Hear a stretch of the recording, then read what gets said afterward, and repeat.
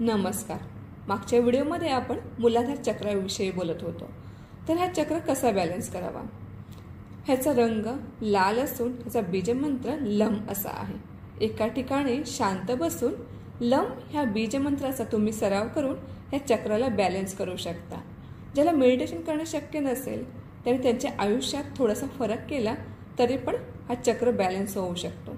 जसे की तुमच्या आहारामध्ये तुम्ही लाल भाज्या लाल फळे खाल्ली तरी हा चक्र बॅलन्स होतो. ह्या चक्राचा स्वामी गणपती बाप्पा आहे. गणपती बाप्पाला आवडते ढोल ताशाचे संगीत.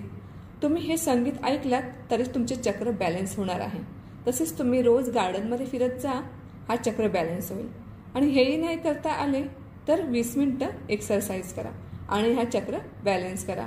आहे ना सोपे? मग आजपासून करा सुरुवात. थँक्यू.